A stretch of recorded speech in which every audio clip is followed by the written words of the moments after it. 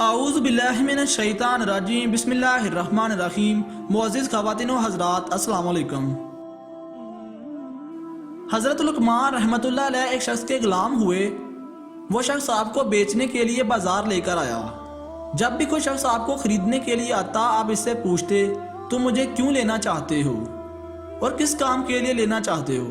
ہر کوئی اپنا مقصد بیان کرتا۔ جیسے ہی وہ آپ کو اپنا مقصد بیان کرتا آپ سے کہتا اس کام کے لیے لے کر جانا چاہتا ہوں، غلام بنانا چاہتا ہوں، آپ کو خریدنا چاہتا ہوں۔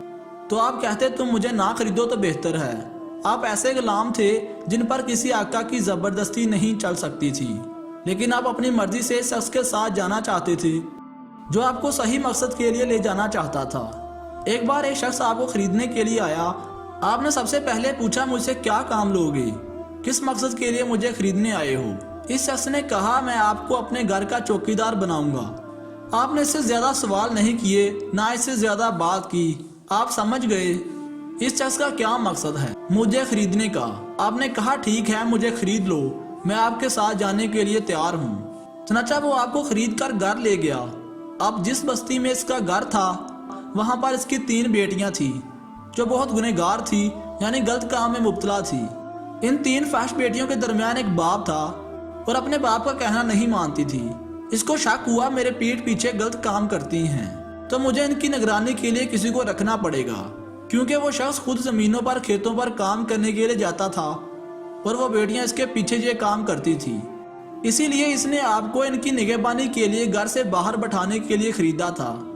ایک دن وہ شخص جاتے وقت دروازہ بند کر کے آپ رحمت اللہ علیہ کے پاس آیا اور آپ کو پاس بٹھایا اور کہا کہ گھر میں میری بیٹیاں موجود ہیں، میں نے ضرورت کی تمام چیزیں انہیں دے رکھی ہیں، یعنی کھانے پینے، کسی کام کے لیے باہر نہیں نکلنا پڑے گا۔ اگر وہ دروازہ کھولنے کے لیے کہے تو ہرگز نہ کھولنا۔ یہ کہہ کر وہ چلا گیا۔ آپ باہر بیٹھ گئے، اللہ کا ذکر کرنے لگے۔ کچھ دیر بعد لڑکیوں نے دروازہ کھٹکھٹاتے ہوئے کہا جلدی سے دروازہ کھولو۔ انہوں نے بہت اصرار کیا، آپ نے دروازہ نہیں کھولا۔ آخرکار لڑکیوں نے پتھر مار مار کر آپ کو زخمی کر دیا۔ آپ کے سر سے خون بہنے لگا۔ آپ نے سارا خون صاف کر دیا اور شام تک دروازے پر بیٹھے رہے، لیکن دروازہ بالکل نہیں کھولا۔ جب مالک آیا تو آپ رحمت اللہ علیہ نے اسے کچھ نہیں بتایا اور نہ ہی کسی قسم کی کوئی شکایت کی۔ دوسرے دن لڑکیوں نے دوبارہ دروازہ کھولنا چاہا لیکن آپ نے انکار کر دیا۔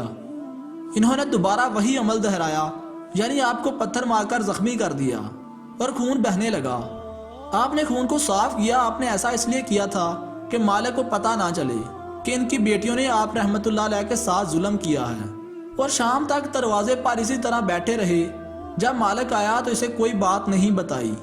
وہ روز آ کر پوچھتا تھا کیا بیٹیاں گھر سے باہر نکلی تھی تو آپ کہتے نہیں، وہ نہیں نکلی تھی، اور نہ ہی کوئی زور و زبردستی کی، وہ تو گھر میں ہی رہی۔ کچھ دن گزر جانے کے بعد ایک دن تیسری لڑکی نے کہا اللہ کی قسم اس غلام کی کیا شان ہے، نہ اس نے ہمارے باپ سے ہماری شکایت کی اور نہ یہ کہا کہ ہم گھر سے باہر نکلنے کے لیے اس کو کہتے ہیں، ہم اس کو مارتے ہیں، اس کو زخمی کرتے ہیں۔ یہ تو اللہ کا اتنا اچھا بندہ ہے، اس کو دیکھ کر میرے دل کی دنیا بدل گئی۔ میں تو بہت نافرمان ہوں، یہ تو بہت اطاعت گزار ہے، اللہ کا نیک بندہ ہے، میں اب ضرور توبہ کروں گی۔ یہ کہہ کر اس نے توبہ کر لی۔ جب اس نے توبہ کی تو دوسری بہن نے دیکھا میری بہن اس غلام کی وجہ سے توبہ کر رہی ہے، میری بہن کتنی اچھی ہے اور میں کتنی نافرمان ہوں، اب تک گناہوں میں مبتلا تھی، غلط کام کر رہی تھی، اب میں بھی توبہ کرتی ہوں، کیوں نہ توبہ کر کے اللہ تعالیٰ کو راضی کر لوں۔ اور یہ کہہ کر اس نے اپنے تمام گناہوں سے توبہ کر لی۔ یہ دیکھ کر تیسری بہن نے کہا میری دونوں بہنوں اور اس غلام کی کیا شان ہے، یہ کتنے اچھے ہیں۔ یہ دیکھ کر اس نے ان کو دیکھا دیکھی گناہوں سے توبہ کی۔ اس 3 بیٹیوں کے باپ نے حضرت لقمان رحمت اللہ علیہ کو کیوں غلام بنانا چاہا، ان کو کیوں خریدا اور چوکیدار بنایا، کیونکہ وہ جانتا تھا وہ اللہ تعالیٰ کے نیک بندے ہیں۔ اللہ کے نیک بندے، ان کی صحبت ایک بدکار فاحش عورت بھی نیک بن سکتی ہے، اللہ والی بن سکتی ہے۔ ان کو یقین تھا میری بیٹیاں مجھ سے نہیں سدھرے گی اور میری پیٹھ پیچھے گناہ کرتی رہیں گی، لیکن اس اللہ کے نیک بندے کی نظر سے یہ بدل جائیں گی۔ صرف کچھ دنوں میں جو ان کی بیٹیوں کا حال ہوا وہ اتنی نیک بن گئی۔ حضرت لقمان رحمت اللہ علیہ آپ کی تاریخ اور آپ کے بعض نصیحتوں کا ذکر قرآن مجید میں بیان کیا گیا ہے۔ کون سی چیز تھی جس میں ان 3 فحش بہنوں کو اللہ کی طرف متوجہ کیا؟ حضرت لقمان رحمۃ اللہ علیہ فرماتے ہیں میں نے اپنی زندگی میں بہت لوگوں کا علاج کیا، مگر اس طویل عرصے میں نے دیکھا کہ انسان کے لیے سب سے بہترین دوا محبت ہے، محبت اور عزت ہے۔ کسی نے پوچھا ایسا کرنے سے آرام نہ ملے تو پھر کیا کرنا چاہیے؟ آپ مسکرائے اور بولے دوا کی مقدار بڑھا دو۔ ان تینوں بہنوں کو عزت دی، ان کو سب بدکردار سمجھتے تھے، ان کے باپ نے ان پر سختی کی، انہیں گھر میں بند کر کے رکھا اور چوکیدار بٹھا دیا، لیکن آپ نے صرف ان کو عزت دی اور عزت دے کر ان کا چرچا نہیں کیا۔ اسی طرح اللہ تعالیٰ گنہگاروں کے دلوں کو بھی بدل دیتا ہے۔ کون انسان کیسا ہے یہ تو اللہ بہتر جانتا ہے، اور کس نیک بندے کی وجہ سے کس کا دل بدل جائے، وہ اپنے گناہوں سے توبہ کر لے، یہ اللہ بہتر جانتا ہے۔